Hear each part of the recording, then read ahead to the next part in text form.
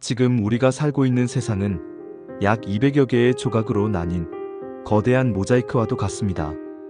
국경이라는 보이지 않는 선이 대륙과 바다를 가로지르고 우리는 각기 다른 국기 아래 다른 언어를 쓰며 때로는 서로의 이익을 위해 치열하게 경쟁하고 끔찍한 전쟁을 벌이기도 합니다.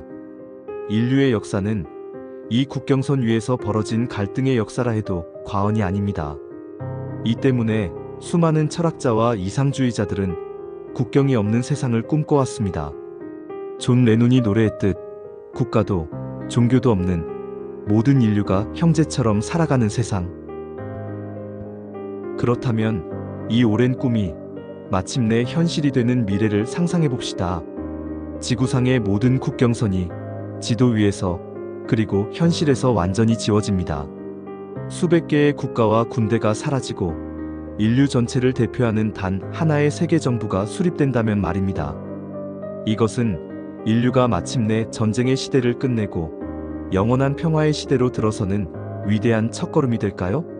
기후변화, 팬데믹, 그리고 빈곤과 같은 인류 공동의 문제를 해결할 유일한 열쇠가 될까요? 아니면 국가 간의 전쟁보다 더 끔찍한 그 누구도 벗어날 수 없는 새로운 형태의 갈등과 거대한 억압이 시작되는 디스토피아의 서막이 될까요? 오늘의 지식, 인류의 가장 오래된 꿈이자 가장 위험한 상상일 수 있는 단일 세계 정부의 빛과 그림자를 탐험합니다. 여기서 잠깐 1분 컷 지식을 구독하고 좋아요, 댓글로 응원해주세요. 새로운 지식에 대한 요청이나 잘못된 내용에 대한 제보는 언제나 환영합니다. 다시 세계 정부 이야기로 돌아가 봅니다. 세계 정부를 지지하는 가장 강력하고 매력적인 주장은 바로 전쟁의 종식입니다. 인류의 역사를 피로 물들인 거의 모든 전쟁은 결국 국가와 국가, 민족과 민족 사이의 갈등에서 비롯되었습니다. 만약 인류를 통치하는 정부가 단 하나뿐이고 군대 역시 단 하나의 지휘 체계 아래 통합된다면 국가 간의 전쟁은 논리적으로 불가능해집니다. 지금 이 순간에도 전 세계가 국방비라는 명목으로 쏟아붓고 있는 수천조 원의 막대한 자원은 더 이상 무기를 만드는 데 쓰이는 대신 인류 전체의 복지, 즉 기아와 질병을 해결하고 교육과 우주 탐사에 투자될 수 있을 것입니다. 두 번째 약속은 지구적 위기의 해결입니다. 기후 변화를 막기 위해 탄소 배출을 줄여야 한다는 사실을 모르는 나라는 없습니다. 하지만 자국의 경제적 이익 때문에 그 약속은 번번이 깨지고 맙니다.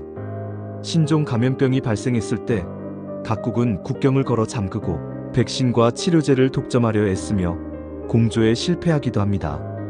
세계 정부는 이러한 국가 이기주의를 넘어설 수 있는 유일한 대안일 수 있습니다.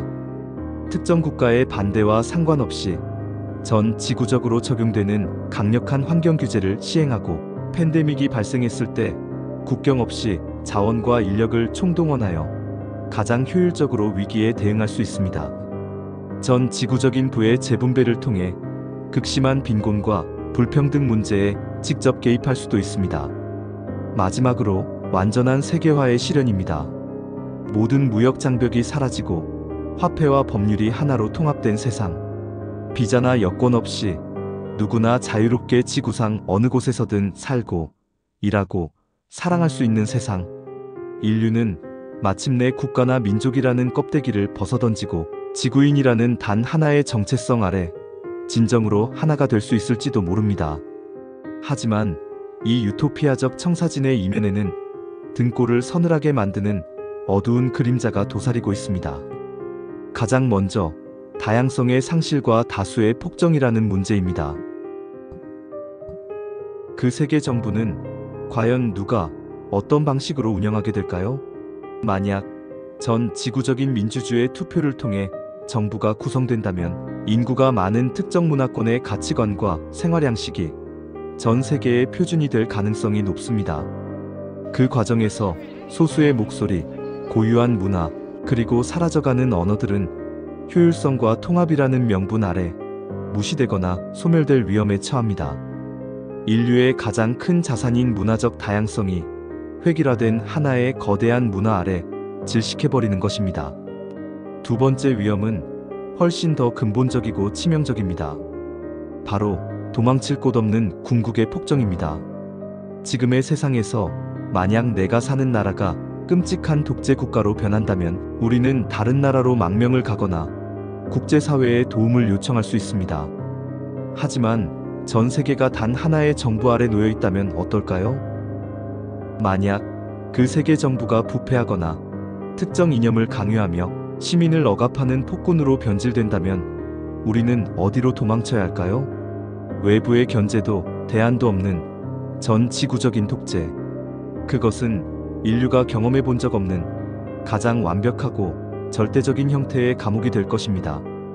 철학자 이마누엘 칸트가 경고했던 것처럼 세계 정부는 인류를 구원하는 것이 아니라 영혼 없는 전제 군주제로 이어져 인류의 자유를 종식시킬 수도 있습니다. 셋째는 거대 관료주의의 비효율성입니다. 80억 인구의 삶을 단 하나의 정부가 효율적으로 관리하고 각 지역의 특수한 필요를 민감하게 반영하는 것은 현실적으로 불가능에 가깝습니다. 세계 정부는 현실과 동떨어진 탁상 공론만 거듭하는 거대하고 비효율적인 관료 조직으로 전락할 가능성이 높습니다. 북유럽에서 만든 정책이 아프리카의 현실을 망가뜨리고 아시아에서 만든 규제가 남미의 경제를 질식시키는 일이 비일비재하게 벌어질 수 있습니다. 이는 중앙정부에 대한 거대한 불신과 저항을 낳게 될 것입니다. 마지막으로 전쟁은 사라지는 것이 아니라 단지 형태를 바꿀 뿐일 수 있습니다. 국가 간의 전쟁은 세계 정부에 대항하는 특정 지역의 분리독립 전쟁이나 거대한 세계 내전의 형태로 바뀔 수 있습니다.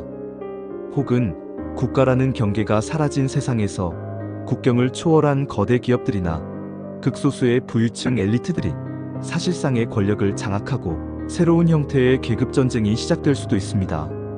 결론적으로 단일 세계 정부라는 아이디어는 인류에게 가장 달콤한 약속과 가장 끔찍한 저주를 동시에 품고 있는 양날의 검과도 같습니다.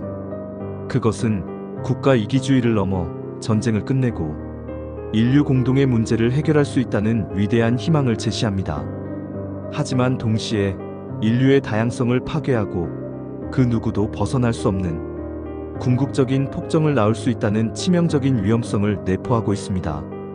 그렇다면 인류에게 주어진 길은 분열된 채 끊임없이 갈등하거나 혹은 위험한 통일 제국을 만드는 것, 둘 중 하나뿐일까요? 어쩌면 우리가 추구해야 할 것은 모든 권력이 집중된 단 하나의 세계 정부가 아니라 각국의 고유한 정체성과 주권을 존중하면서도 인류 보편의 문제에 대해서는 강력한 구속력을 갖는 더 높은 수준의 지구적 협력 체제, 즉 글로벌 거버넌스일지도 모릅니다. 국경 없는 세상을 꿈꾸는 것은 평화와 협력을 갈망하는 우리 본성의 가장 선한 부분에서 비롯됩니다. 하지만 그 꿈을 두려워하는 것은 권력의 집중이 얼마나 위험한지를 가르쳐준 인류의 쓰라린 역사적 경험에서 나온 지혜입니다. 어쩌면 인류의 과제는 이 두려움과 희망 사이에서, 분열과 회귀라 사이에서 그 어렵고도 아슬아슬한 균형점을 찾아나가는 과정 그 자체일지도 모릅니다. 지금까지 오늘의 지식 하나의 세계, 하나의 정부 편이었습니다. 1분 컷 지식을 구독하고 더 많은 지식을 만나보세요.